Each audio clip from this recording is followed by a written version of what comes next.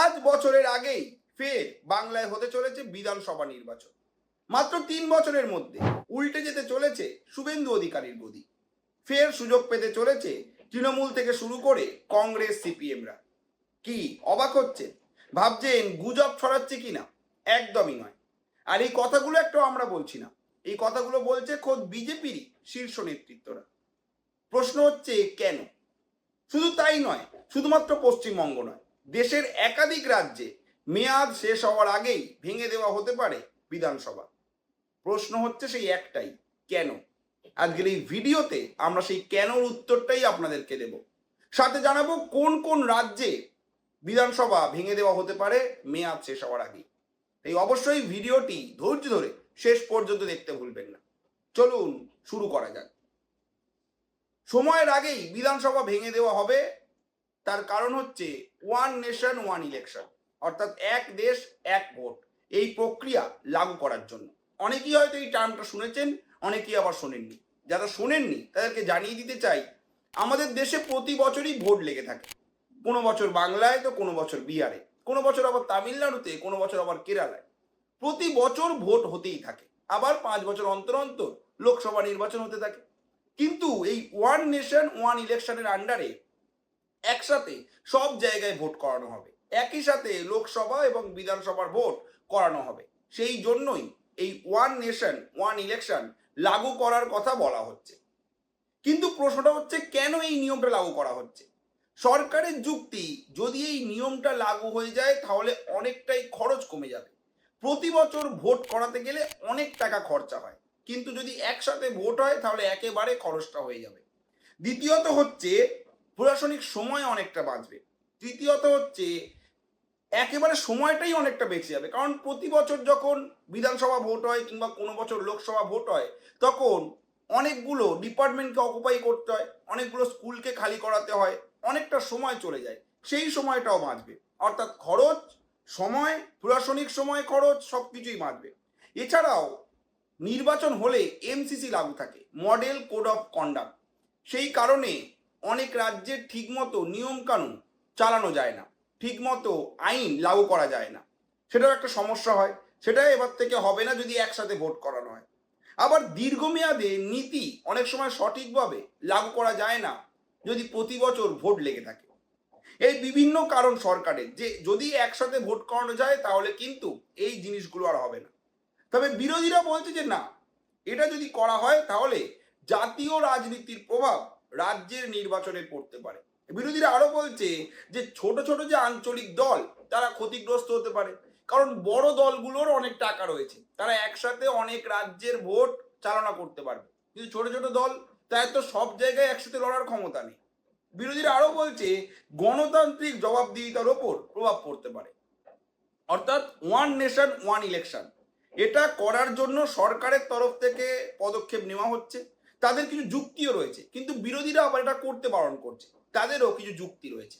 তবে সমস্ত যুক্তি এবং সমস্ত বিরোধিতার ঊর্ধ্বে গিয়ে বর্তমানে জয়েন্ট পার্লামেন্টারি কমিটি, তারা কিন্তু দুটো বিল নিয়ে পরীক্ষা নিরীক্ষা করছে। যার মধ্যে একটা হলো সংবিধানের 129তম সংশোধনী বিল 2024, এবং দ্বিতীয়ত কেন্দ্রশাসিত অঞ্চলের আইনের সংশোধনী বিল 2024।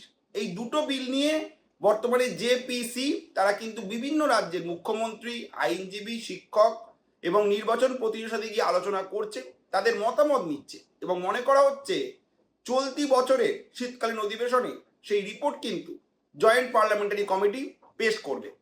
সব থেকে বড় বিষয় হলো বর্তমান প্রস্তাবের কাঠামো অনুযায়ী বলা হচ্ছে যে লোকসভা নির্বাচনের পরে নির্বাচিত বিধানসভা নির্বাচনগুলির মেয়াদ এমনভাবে সামঞ্জস্য করা হবে যাতে পরবর্তী চক্রে একসঙ্গে নির্বাচন করা যায়। অর্থাৎ 2029 সালে লোকসভা নির্বাচন হওয়ার পর বিধানসভার যে মেয়াদ, সেগুলোকে এমনভাবেই সামঞ্জস্য করা হবে যাতে পরবর্তী চক্র, অর্থাৎ 2034 সালে একসাথে এই ওয়ান নেশন ওয়ান ইলেকশনটা করা যায়। তবে সব থেকে বড় বিষয়টা এখানেই, সেটা হলো 2034 নয়, এবার কেন্দ্রীয় সরকার লক্ষ্য করছে 2029 সালে এই ওয়ান নেশন ওয়ান ইলেকশন করা যায়। কেন? সেটার থেকেও বড় বিষয় হচ্ছে এটা কি করাটা সম্ভব? হাতে রয়েছে আর মাত্র 3 বছর। কিভাবে করা সম্ভব সেটা আপনাদের জানা। ইন্ডিয়ান এক্সপ্রেসের রিপোর্ট অনুযায়ী বর্তমানে এনডিএ অর্থাৎ বিজেপির কাছে 22টি রাজ্য এবং ইউনিয়ন টেরিটরিজের ক্ষমতা রয়েছে এবং এগুলোর কোনোটাতে যৌথভাবে অথবা এককভাবে বিজেপি ক্ষমতায় রয়েছে এবং মনে করা হচ্ছে আসন্ন 2029 সালে যে ওয়ান নেশন ওয়ান ইলেকশন করা হবে সেগুলোতে এই 22টি রাজ্যের বিধানসভা নির্বাচন একসাথে করানোর চিন্তা ভাবনা করছে কেন্দ্রীয় সরকার। আর এখানেই হচ্ছে মূল সমস্যা। ইন্ডিয়ান এক্সপ্রেসের মতে 2027 সালে এই 22টির মধ্যে 5টা রাজ্যে বিধানসভা নির্বাচন হচ্ছে, যেমন গোয়া, মণিপুর, উত্তরাখণ্ড, উত্তরপ্রদেশ এবং গুজরাট। আবার 2028 সালে 6টা রাজ্যে মধ্যপ্রদেশ, রাজস্থান, মেঘালয়, নাগাল্যান্ড, ত্রিপুরা এবং ছত্তিশগড়, এই কটাতে বিধানসভা নির্বাচন হচ্ছে। অর্থাৎ 2027 এবং 28 এই 22টার মধ্যে 11টা রাজ্যে বিধানসভা নির্বাচন হয়ে যাচ্ছে এবং যদি 2029 সালে এগুলোকে ফের একসাথে ভোট করানো হয় এবং যদি এই 11টাতে বিজেপি জিতে যায় তাহলে কিন্তু কোনো রাজ্যকে 1 বছরের মধ্যে আবার কোনো রাজ্যকে 2 বছরের মধ্যে মেয়াদ শেষ হওয়ার 3 থেকে 4 বছর আগেই বিধানসভা ভেঙে দিতে হবে এবং পুনরায় 2029 সালে ভোট করাতে হবে। 2029 সালেও বেশ কিছু রাজ্যে বিধানসভা নির্বাচন রয়েছে, যেমন অন্ধ্রপ্রদেশ, অরুণাচল প্রদেশ, উড়িষ্যা, সিকিম, হরিয়ানা, মহারাষ্ট্র।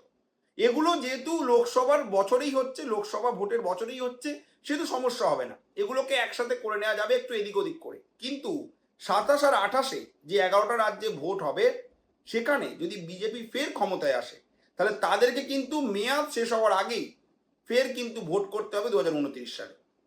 সমস্যা এখানেই শেষ নয়, 2030-31-এও 5টি রাজ্য আছে যেখানে বিজেপি ক্ষমতায় রয়েছে, সেখানে ভোট হবে, যেমন বিহারে এবং দিল্লিতে 2030 সালে রয়েছে বিধানসভা নির্বাচন।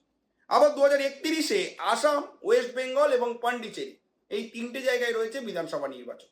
অর্থাৎ যদি 29-এ একসাথে ভোট করাতে হয় তাহলে ওই ভোটগুলোকে কিংবা ওই রাজ্যের যে বিধানসভা রয়েছে সেগুলোও কিন্তু মেয়াদ শেষ হওয়ার 1-2 বছর আগেই ভেঙে এগিয়ে আনতে হবে তাদের ভোট।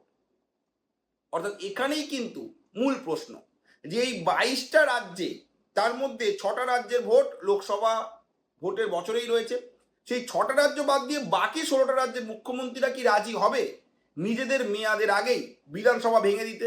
প্রশ্নটা কিন্তু এখানে উঠছে বড় সড়ো করে।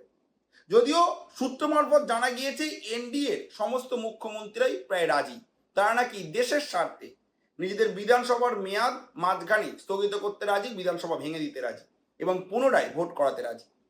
তবে আপনাদের জানিয়ে দেব সমস্যা কিন্তু অন্য জায়গায়, কারণ 2027-28 সালে পাঞ্জাব, হিমাচল প্রদেশ, কর্ণাটক, মিজোরাম, তেলেঙ্গানা এই সমস্ত রাজ্যেও ভোট হবে এবং তারা যদি 2029 সালে পুনরায় ভোট না করাতে চায়, তারা যদি বিধানসভাটা ভাঙতে চায় সেক্ষেত্রে কি হবে?